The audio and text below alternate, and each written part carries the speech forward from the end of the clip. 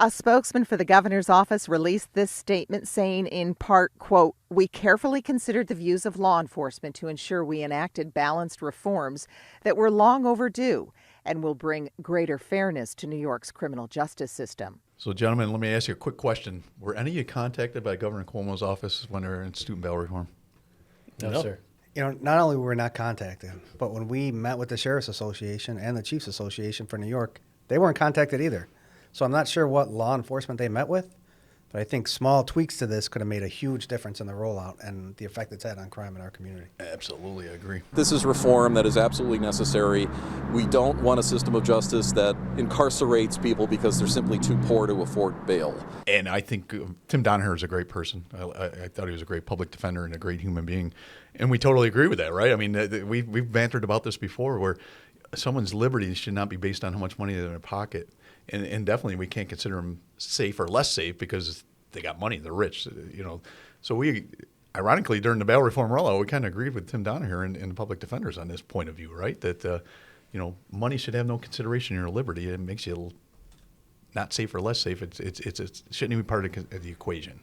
100%. I mean, when you look at people, how much money you have in your pocket should not determine if you're in jail or not. That is irrelevant. Yeah. And that's one of the problems we had, you know, with the old bail reform, right? If you didn't have money, you sat in a hoosegow. If you had money, you got out. Now we have less opportunity to do that, and that's what we're going to talk about today, some of this bail reform rollout and how it was rolled out, how it was created, but how it's affecting us in all these criminal justice reforms. But, you know, we sit back and we complain all the time. You know, I thought maybe we just have a quick conversation about this, of what all these reforms mean to us and why the public should care. What's the why behind all this? I know I'm frustrated. I've been pounding the table, pounding the floor, pounding the governor's door, pounding the legislator's door, saying, just work with us. We want to do the same thing, keep the tenets of reforms, but also make them better. You know? Yeah, I mean, like you said, that's a lot of the problem out there is that, you know, you don't want to do it for money being the purpose of keeping somebody in custody, but the fact is there has to be some form of accountability. Yeah. And if it's not, then you have what we have now, this reciprocal thing that, you know, that just keeps going over and over and over with no end in sight, you know, and nobody actually contacting to let anyone else know what's going on. Yeah. You know, a great example of that is the ATVs and motorcycles, right? Right. Talk about lawlessness. You have 40, 50, 60 ATVs and motorcycles driving on the street, and what exactly are you supposed to do about them? So you're going to get behind them and chase them so that now that someone gets in a crash and dies? No, so you can't do that. If you do catch them, right, we're able to take their ATV, but what other accountability do they have? There's no consequences. They are not afraid at all of the police being there. They will do this right around a police car because there's no consequences. It's cultural lawlessness. We have, you know, you look at the ATVs, it's the most profound example I can give. It's a minor crime. We're talking about vehicle and traffic law violations, probably unlicensed op, definitely uninsured, unregistered motor vehicles, right? All traffic tickets.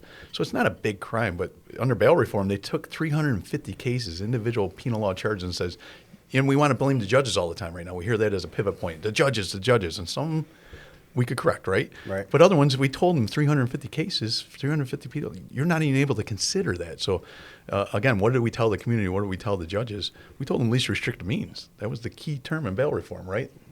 Get people out, least restrictive means. We set a culture with the judges to not hold people. And now that's a culture that we still have. So even though we've had some luck with the governor changing some things and making some changes in the law, which is awesome. Right. The judges are still under the least restrictive means in their mind. We set that culture, and we haven't done enough to change that culture. Because really, when we look at all this, what we care about is keeping the community safe. You know, we talked about bail reform, and we said you're going to make all these crimes now, so there's no bail eligibility, and the crimes are going to go up. You're going to have more problems afterwards. People are not going to be as safe. And what did they say? They just said we were fear-mongering, right? Actually, fear-mongering. Yeah. Unfortunately, now, right, as 4 years later on this experiment where many people have been killed, we're not fear-mongering. There's more homicide victims. There's more shooting victims. There's more reckless endangerment victims. More prohibited use of weapons. More people around for prohibited use of a weapon. Exactly what happened, what we said was going to happen. And, you know, whenever we do problem solving, and we talk about problem solving steps all the time, and I know I always love to use SARA because it's so easy. Right. The last step in SARA, after you scan, analyze, respond, after you do the response and we change the laws, where's the assess? Right.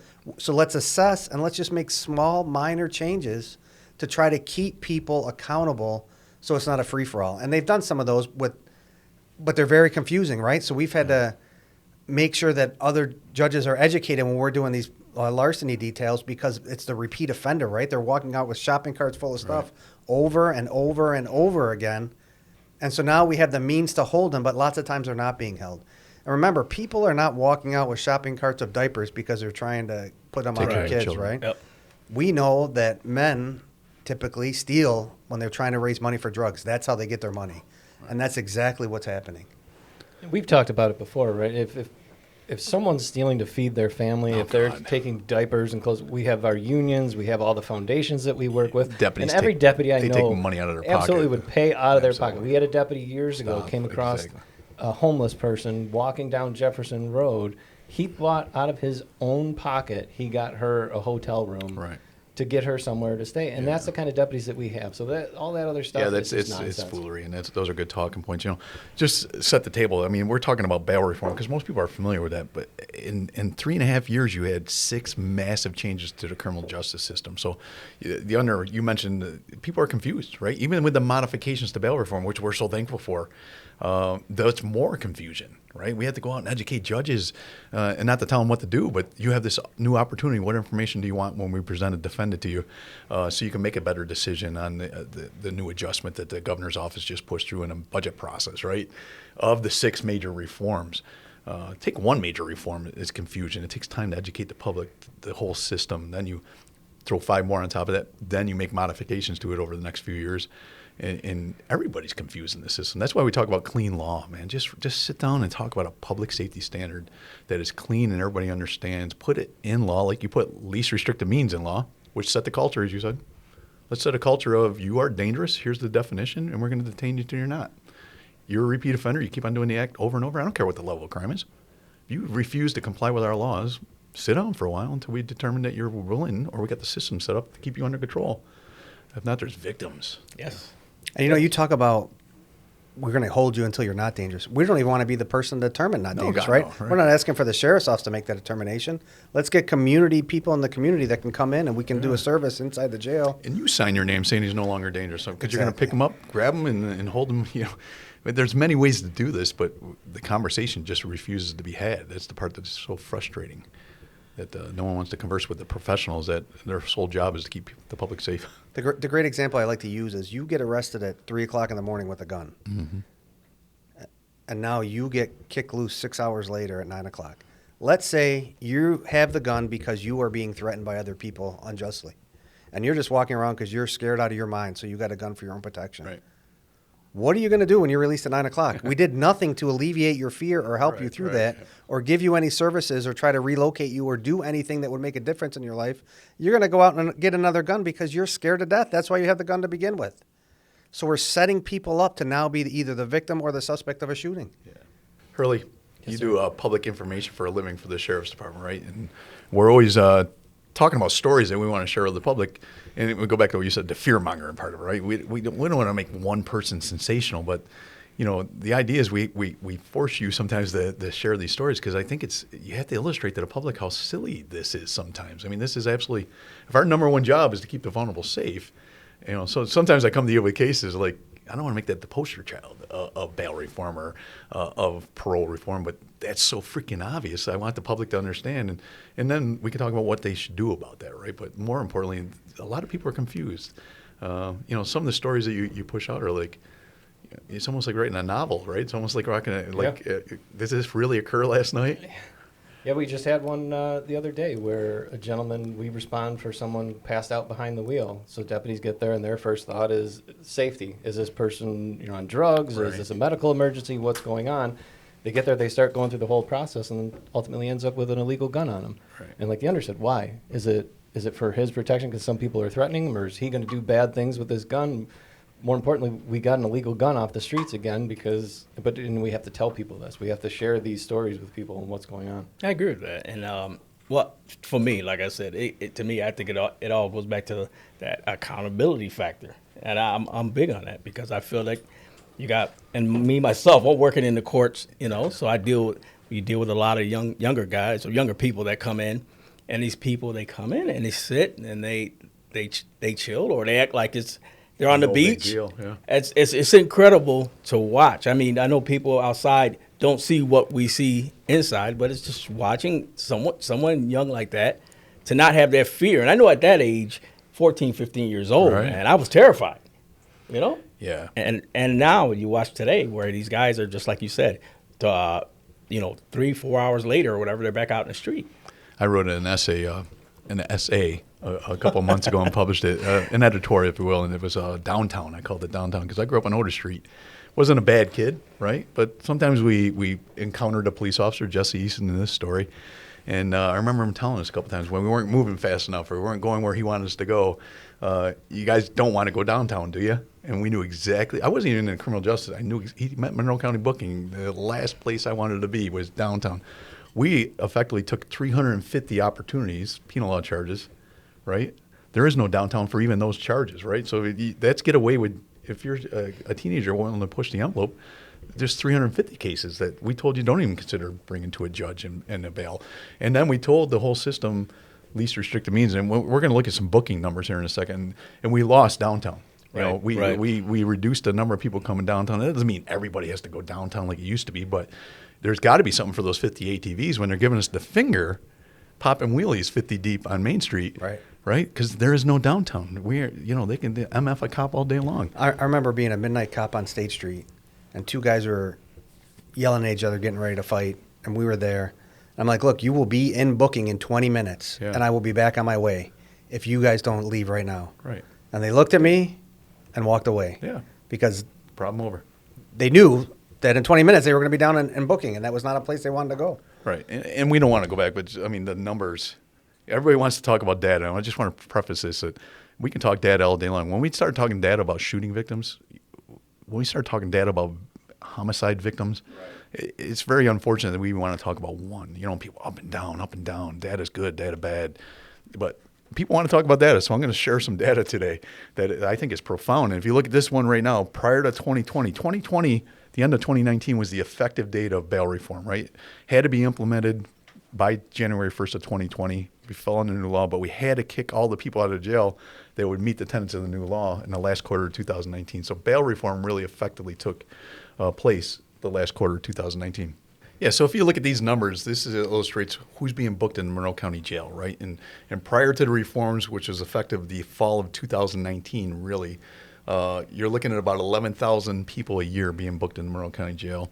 Now we're looking at about 4,000 people being booked in Monroe County Jail. Over a 65% decrease in people going downtown, right? Less effective cops for minor crimes sometimes, but when you got the ATVs 50 deep giving us the finger and doing wheelies, that may be a minor crime, but there's no teeth in the system anymore. And we're not even saying that all those people should be put in jail and held, right? We're not saying keep them, but we're saying that there's an immediate consequence to stop the action when you have that ability, and that's what was taken away. Right, and that's what Jesse Easton used to do to us on Otis Street. You don't want to go downtown, and we didn't want to go downtown, but there effectively is not that tool anymore. Now our deputies are being asked to speed it up so they can get their ticket and get on their way.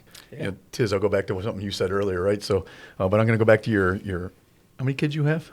Grandkids, 12. 12? Yeah. Yeah, and if there's no consequences when 12 kids are over for Thanksgiving dinner, right? What happens, right? I'm sure you have to be mean grandpa once in a while. Well, yeah. But 90% of the time you're hugging, you're so happy they're there, you're feeding, you're cleaning up messes with a smile on your face, right? Because that's what we do. That's kind of where we're going here, right? But once in a while, one of the 12 is going to have to go take a. If not, you're going to have 12 out of control kids really quick, right? Exactly. Yeah. And that's why I said with the accountability. I think it starts with you yourself. And don't get me wrong, everybody has their own situations, what they deal with at home. Right. Single parent homes, and I believe me, I can just see it's rough. I see single parents in there. Yeah, family court. Our hearts bleed, right? How Right, can we help? right. How can we help? And you watch these young ones. Let's be honest, that decrease is fantastic, right? 11,000 average down to 4,000. That sounds great. Yeah.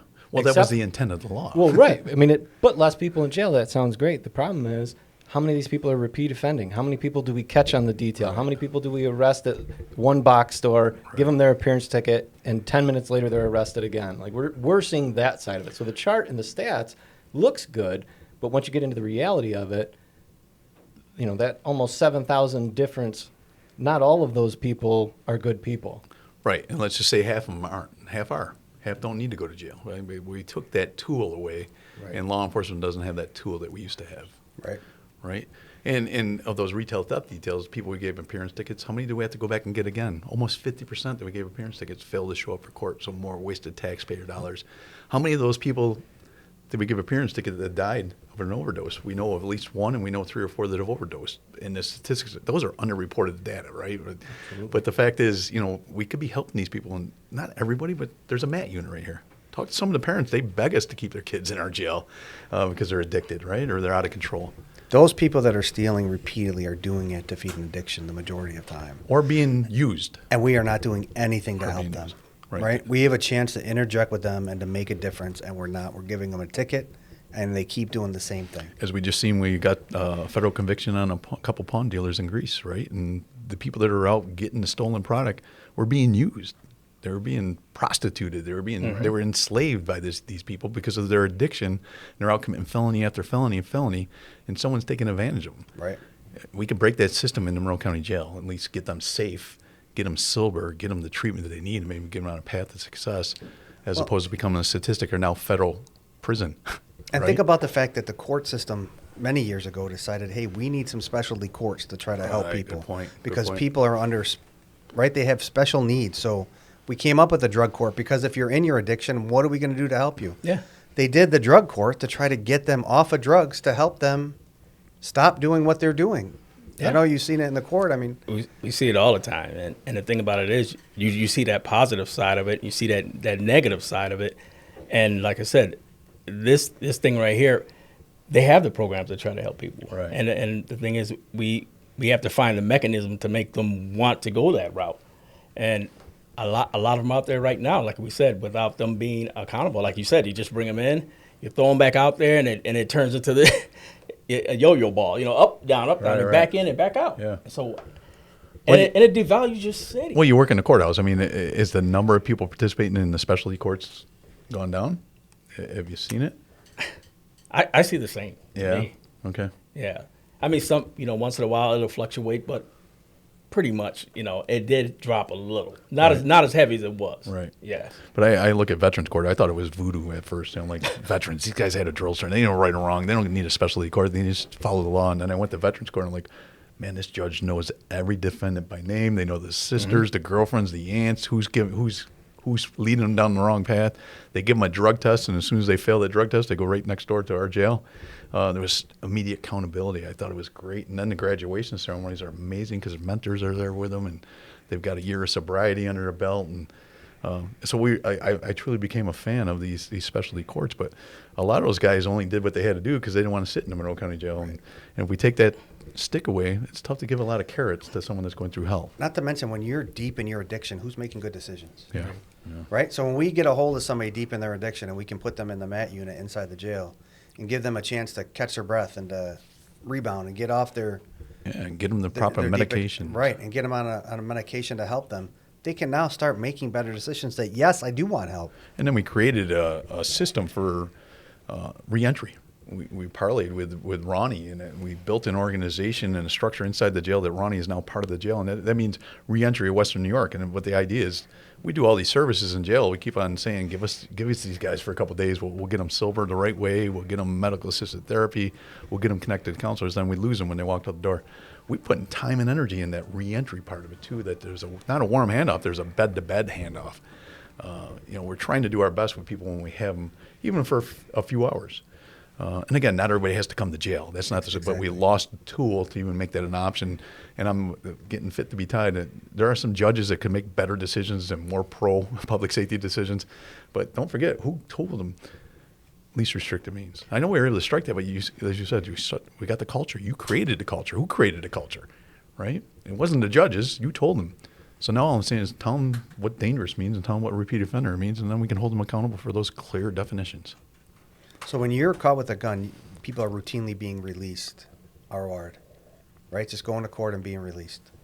I just want to say I think it's important that there's a misconception out there of, like you said, yes, downtown can be a punishment, Right. but it's also getting, like you said, our hands on people and having our counselors sit down and talk with these people, get to the root problem of their addiction. Was it a bad childhood?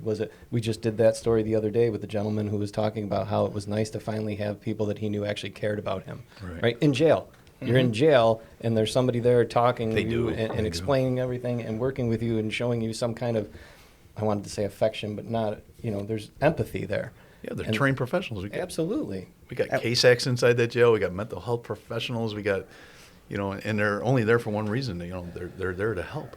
When you go to these specialty courts and you see all these men and women graduating and their lives changed, they are so thankful for what happened to them. Right. Yeah. They're so thrilled that they're on the other side now, and this is something that we've just lost. So not to beat the drum of stats, and again, I believe one stat. When I went to Albany in 2019 and said, hey, bail reform bad, we need to be heard, I was told come back with stats. Come back with stats. And I clearly told the governor's office that, you know what stats are in our world, right? Those are either dead bodies or bodies with lots of bullet holes in them that are colostomy bags, that are, traumatic brain injury, that are walkers, that are families destroyed.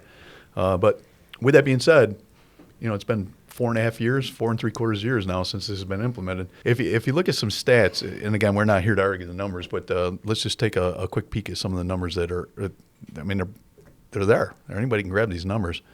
So we're all familiar with stolen vehicles.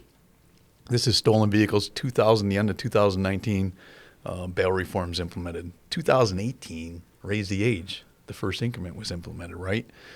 So there's been massive reform since 2018. We're here to talk about a little more about bail and bail.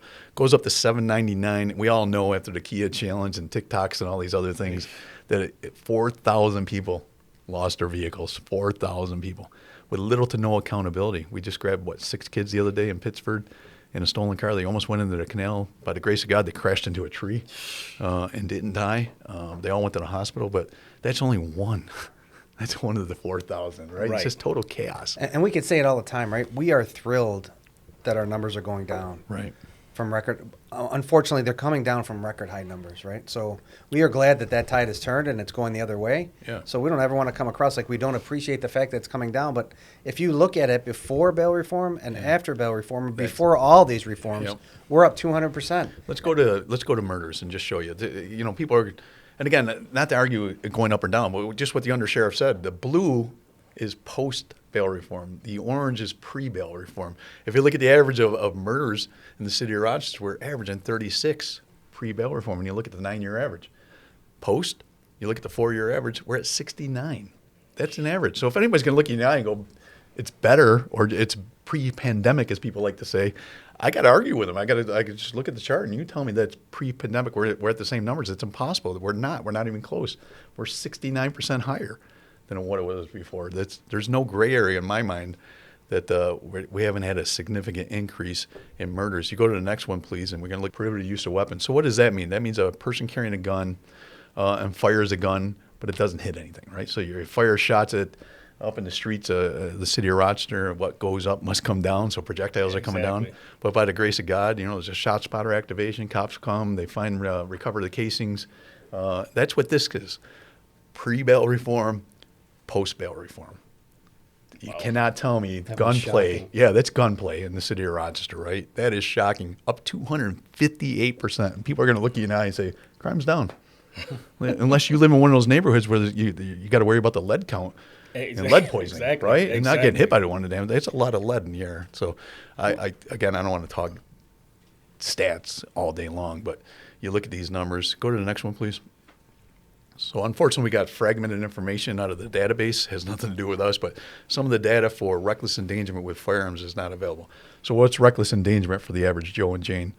That's when you hear the drive-by shooting and a house getting shot up with kids hiding underneath the bed. That's where you hear a person sitting in a car and the car got shot up and no one got hit, right? And this is strictly with gunplay. This is reckless endangerments with firearms. Look at the data, up 141%. That's by the grace of God, a bullet didn't hit anybody, but it went flying through a house that is occupied. Right? And we hear the stories all day long, 141% increase. We're being told crime is down. I just can't accept it. And we'll go to the last one.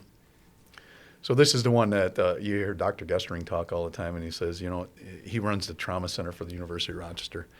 And this is shooting victims. And we hear all the time in stories, person shot will survive. You're gonna survive, right? You know, how's that survival, right? You got a bullet flown through your body, right? But look at the data. These are shooting victims pre, shooting victims post. The data is right there, folks. If you're going to tell me an 80% increase from the 9-year average before and the 4-year average is crime is down, then shame on us for even talking like that. That's just not an accurate picture of what's going on. It is down, as the undersheriff said, from record highs, but any high watermark has to come down sooner or later, all right? It's by the grace of God. So what are some of the reasons it's going down? Right. Think about some of the things we had to do. So we lost the ability. So the system is set up so that a local gun charge, right, will go to local criminal court. Mm-hmm.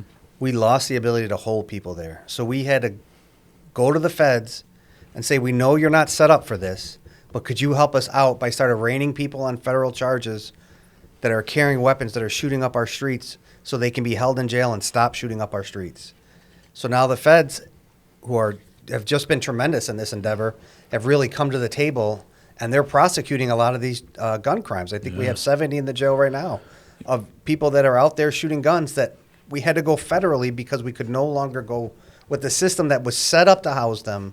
We had to go to a system that wasn't set up to deal with this. Right. Put all this extra work on them. We actually had a legislator suggest this. We were doing this called Project Impact for years, but that was the counter. Like, we're just going there and saying, we need help with this criminal possession of weapon charge, right? And whether judges are not using what's on the books, but you told them least restrictive means. They didn't come up with that themselves, right? Or judges refuse to use what's on the books. So now we actually had a state legislator look me in the eyes and say, why don't you go with federal charges? It doesn't make sense. That's not what the feds are designed to do.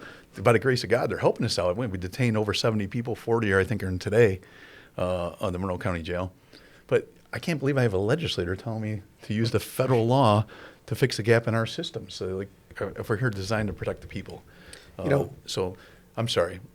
We look at these numbers and we see it's clearly right. The blue is much higher than the red. When you look at it, it really jumps out to you. Right. But I think we've hit it on it over and over and over again. We don't want to argue about stats. Oh, God, we don't want to argue about victims. We want to make people safer. So when you walk down Clinton Avenue, we want people to feel safe, and they do not feel safe right now. If you think it is safer out there now than it was back then, just walk the street and ask them. People will tell you. People are not reporting crime like they used to because we're only talking about bail reform, but now with Discovery, they know that their information is going to be given right out, and the person's going to be right back out.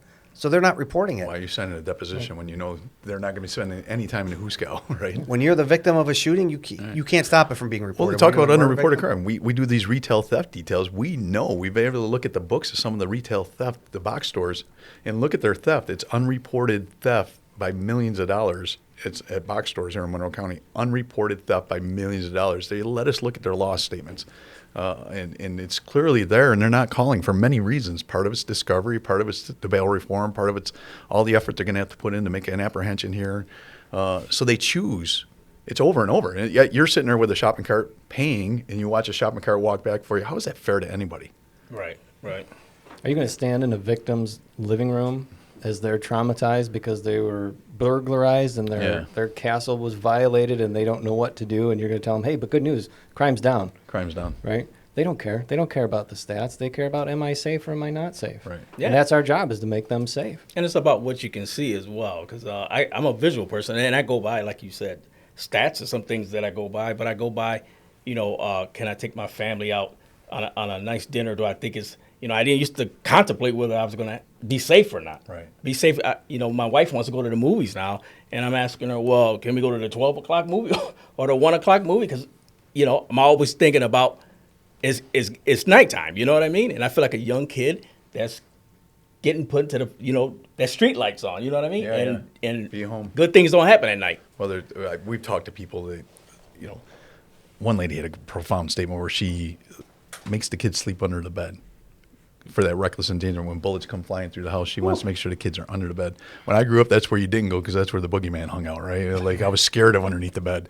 We're forcing our kids to go to sleep in the back of the house. What country are we living in? Even if it's one, you can have all the stats up and down you want in the world, but if you got people not able to go in their front yard and play in America, I think we lost a lot of freedom at the sake of criminals, and that's the unfairness part of that. Why is a poor person paying more at these box stores for that larceny inflation rate that we're just letting people walk right out, with a shopping cart full, and often not reporting it to the local law enforcement.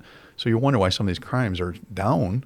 You know, the ones we showed are profoundly up, but those are mandatory, almost mandatory reporting. It's hard to not respond to a shot spotter activation and do something with the casings. But a lot of stores, I've seen it multiple times just when I'm out on patrol. They didn't call for larceny in progress.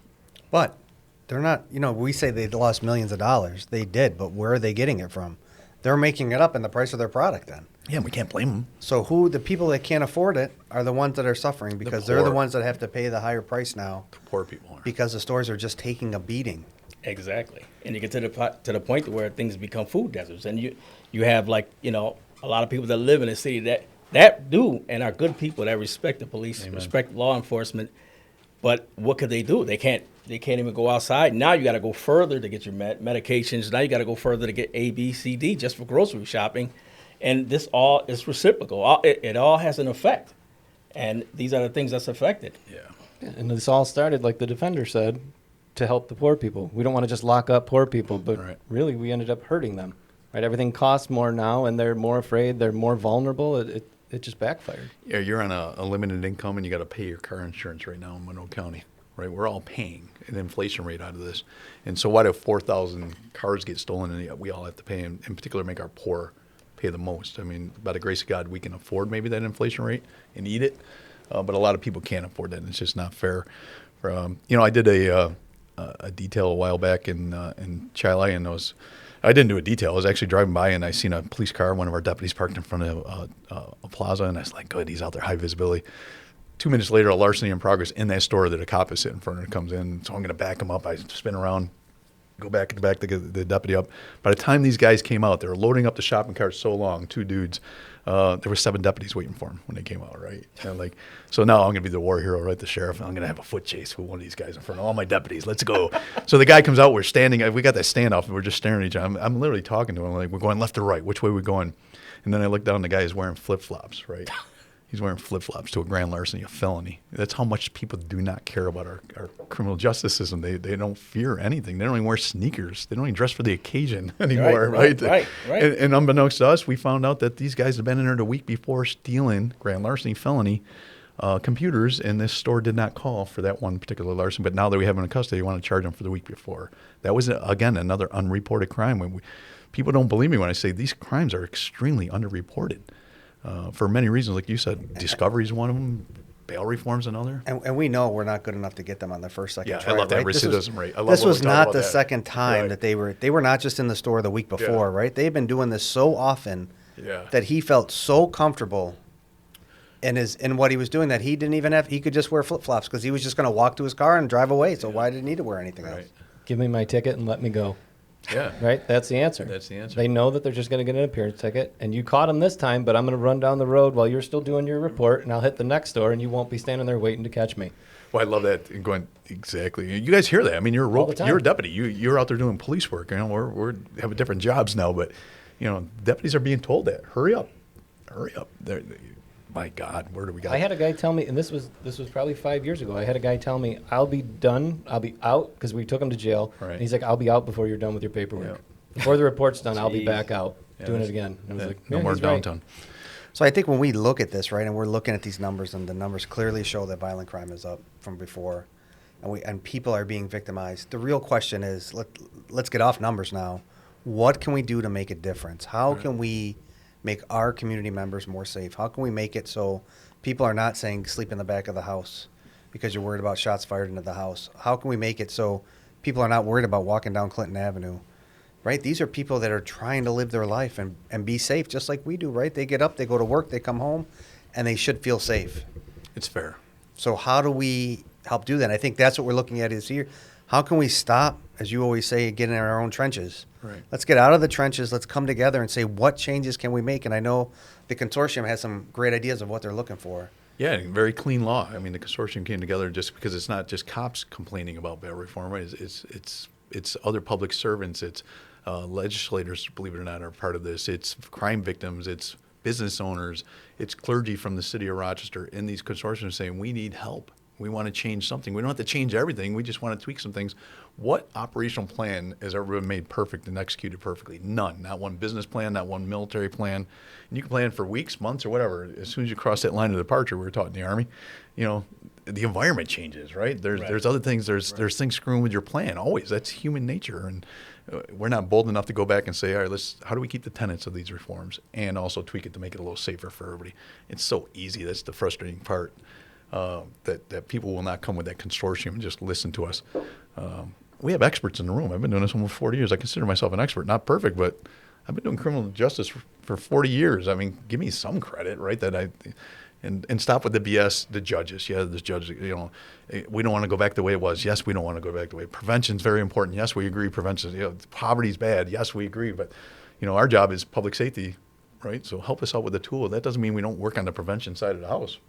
Yeah, I agree with you 100%. But like you said as well, that there, and I keep going back to accountability. It's got to be somewhat, and you touched base on it earlier. If you don't, if there's no accountability, there's turkey all over the wall before this is a part. You've got you've got mayhem. You've got nothing. You got no control, and that's exactly what we're seeing somewhat of. And there has to be something, like you said, maybe not how it was before, but there has to be some form of a mechanism to gain control of what is going on now, because this is not to wait, I feel, to go. No, you can't wait any longer. Again, you have a judge who's an elected official. You're putting their trust in them to make a judgment over all these cases. And now you have the public defender, at least, if not their regular attorney. You have the ADA. These are all at arraignment. You have bringing someone in to say, this is what they did, this is what they're accused of, what do we do with them then? You have both sides arguing it, and then a judge who's the elected official saying what's going to happen. Like, put it back into their hands. Let them decide. Is this person dangerous? Is this person not? Does this person need a timeout? Do they not? Trust the system. We always had a dangerous standard. We always had a repeat offender standard in practice. It wasn't codified in law, and that was one of the problems with our bail reform law prior. And all we're saying is we lost the practice, right? Because we all know we brought a repeat offender before a town judge for a third time in a month. The bail was $1 more than they had in their pocket, right? You're going to go sit down. You're going to start listening to my. It's not a request anymore. I am the judge. I told you not to go next to your girlfriend's house. You went.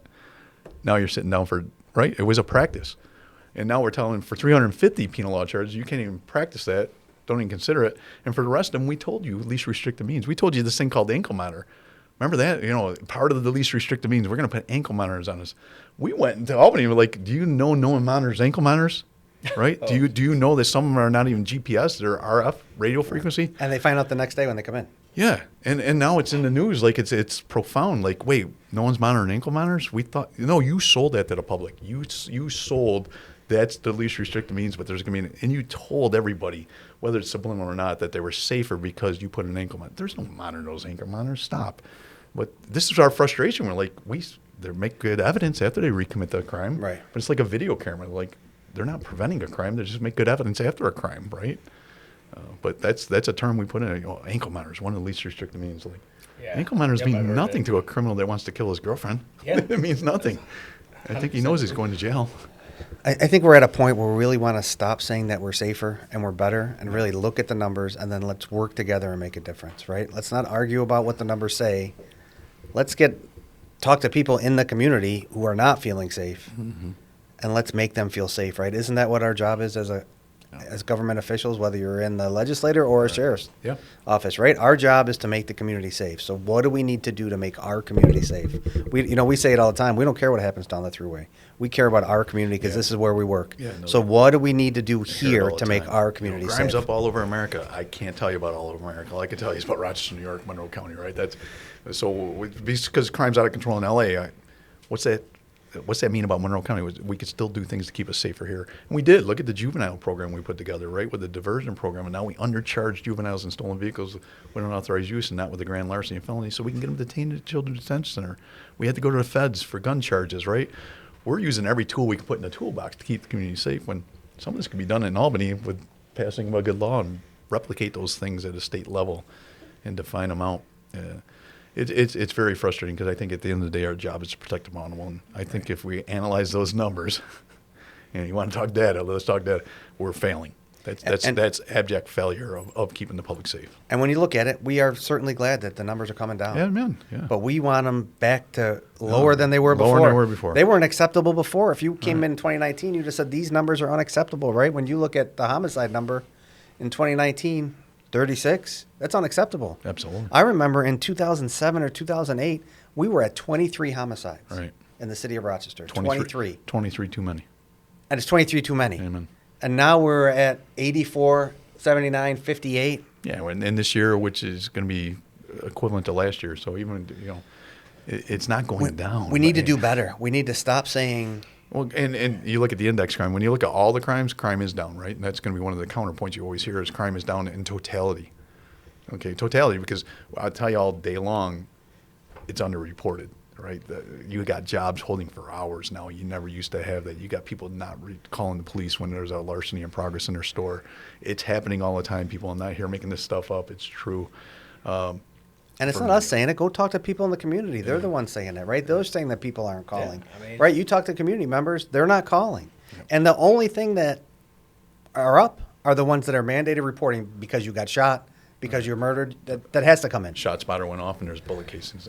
Yeah, and it's amazing when you think about it. Like you said, everything that gets affected by what's going on out there, especially with a spike in numbers, you see as downtown the businesses start to move away, and everybody's affected by it. And as we seen on the reels earlier, it affects law enforcement as well, because you're putting these guys in danger, chasing these young kids out there, and they come in, and like I said, they go into that relaxed mode and they act like it's nothing. We had a deputy probably 3 or 4 years ago had pointed a gun at a young kid that had a gun. So they got the standoff going, pointing guns at him. By the grace of God, no shots fired.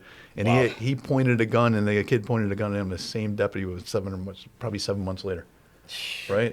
Same kid. Ooh. He has another gun, and the poor deputy's about ready to change his whole life. Whether he's going to suck a bullet or he's going to fire a bullet that's going to take a young kid's life, his whole life is ready to change. How is that fair and ethical? That's not ethical to that deputy, right? We're asking him to have gunplay with a juvenile twice in 1 year with no immediate intervention, no long-term strategies. You want to put prevention? We agree. Prevent these crimes. Let's work on poverty. Let's work on homes. Let's work on family breakdown. Let's work on school districts. Right? That's someone else's job, but we support that. Ours is enforcement. We're telling you we're lacking a couple tools. You believe us or not, we're telling you we lack a couple tools at least to help us out if you believe us. And the other side, recovery. Now, what do we do with that family, right? How do we work with that kid when we got him detained? How do we work with you grab a 15-year-old with a stolen handgun, there should be a whole army of people at that kid's house the next day helping mom out, right? Mm-hmm. You want to help? Go put your money where your mouth is. And why don't you show up at that family's door and say, Mom, you got to be scared to death. Your kid was caught with a gun last night. How can we help you? None of that's going on. People are just arguing about these numbers and stats and judges. And why don't you put your money where your mouth is? And even when you talk about all the changes that we should be doing to help people in poverty and help people get out of that and get out of the cycle, even when you're talking about all that, that's not going to affect Halloween tonight. Right, yeah. Right? So we're going out tonight. It's not going to have any effect tonight or tomorrow or this weekend or this year or next year. It can have a wonderful effect down the road. Yeah. We should absolutely be doing that. So when we're talking about these numbers, you can barely see a blip on the bar graph. That would be the best thing. Absolutely. We all want that. But nothing that you're going to do in that realm is going to make any effect this weekend. So let's do both. Is it one or the other? We should be doing both. We can finish up with some wisdom here. Best time to plant a tree was 20 years ago. Best time to plant a tree now, today, right? So plant it today. Let's plant the tree. Let's do all the prevention work. But today we still got to deal with criminals that are off the charts, literally off the charts. Literally. No pun intended. Guys, thanks for sharing. Just a little bantering, I guess, if you will, about get off the stats. Let's help people. Let's help the people that are professionals in their organizations. Let's make a difference. Let's make a difference, right? And I hear the word argument all the way. We don't need to argue about it. There's no argument to be had. But come to the door. My door's open. Let's knock on the door and have conversations. And how can we help you with public safety? I'd love to have that conversation with anybody. How can we help you with public safety? Historical, bad. Okay, let's not go back there. Gotcha. Yeah, and like you said, you just don't go by numbers. You know as a person how you feel. Right. That's a great way to put it. You know how a person, how your family feels. And to me, that's what should matter to you. So my fear is, you think of Mr. Chase, right? He was just minding his own business, driving along for 92 years, and someone's bold enough to blow through a red light and murder him, right? We had 4,000 potential of those last year, right? We're letting these kids go wild on us, and we don't want to address it. Now we got to create workarounds and laws so we can get them detained. It's not the right way to do business. It's not the way to create laws. Create clean laws. Let us enforce the law. Let judges with clean law make determinations where someone should be sitting that night or the next couple of weeks. And especially with these kids, let's start interjecting in their life so they're not stealing 4, 5, 6 cars because we're seeing them die too.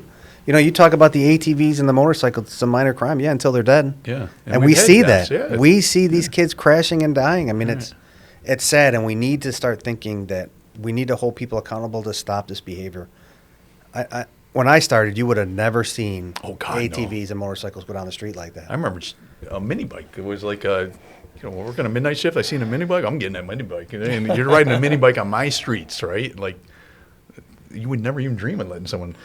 Now we're twerking on top of patrol cars. Like, there's a reason, right? There's a reason of lawlessness going on here. Like I said, as good as the internet is, the internet causes a lot of things, a lot of problems.